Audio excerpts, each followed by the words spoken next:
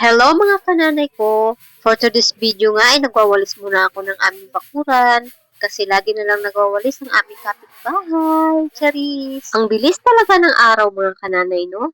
Hindi mo na mamalayan, Sabado na naman pala. Bago nga po ako magsimula ng trabaho sa loob ng bahay, ipinasyal ko muna yung aking baby sa likod bahay namin. Mamumulot sana ako ng mangga kaya lang naunahan ako ng manok. Bumili nga po ako mga kananay ng uulamin namin ngayong umaga.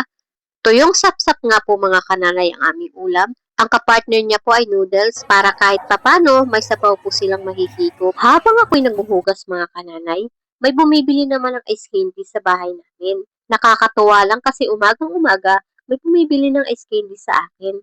Siyempre, di ba, masayang-masaya tayo doon kasi kahit papano may benta tayo.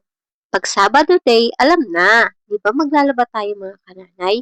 Kaya lang mga kananay, heto talaga ang problema ko.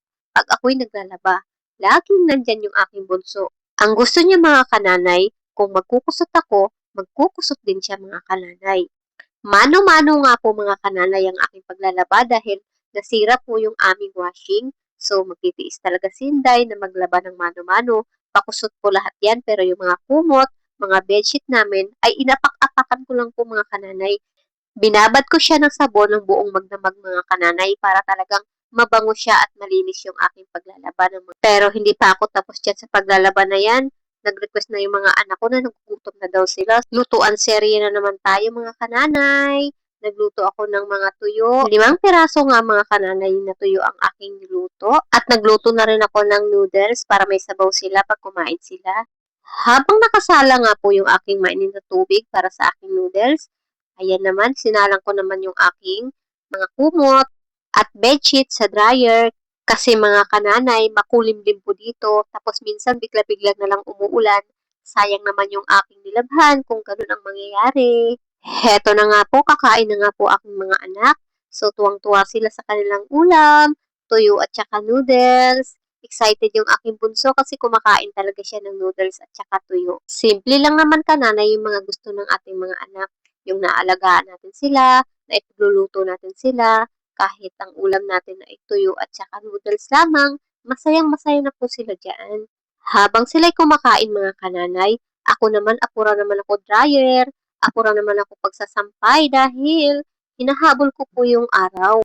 Kasi nga po mga kananay, para naman matuyo yung aking labahin. Kasi nga po, bigla-bigla na lang umuulan. Ang hirap-hirap mga kananay, no? Yung naghahabol ka talaga. Tapos yung tubig namin mga kananay, lagi-lagi na lang nawawalan ng tubig. Wala man lang pasabi kung anong oras mawawalan. Lagi-lagi na lang ganun.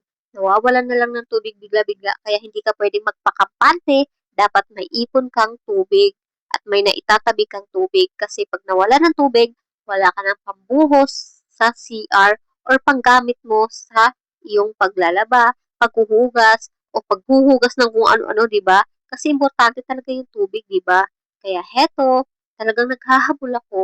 Ang sarap-sarap sa piling mga kananay, no? Na natapos mo lahat ng gawain mo sa loob ng bahay. Nakapaglinis ka, nakapagluto ka, napakain mo na yung mga anak mo. Ang sarap sa pakiramdam na makita na malinis na yung bahay mo. Pero ang totoo niyan mga kananay, tulog sila kaya malinis yung bahay namin. Pero pagising ng aking bunso, ay nako, parang binagyo na naman yung bahay namin. Kalat ng kalat, hindi naman mapigilan dahil bata. So, ayan na nga po, samantalahin natin na tulog siya. Hanggang dito na lang mga kananay. Bye!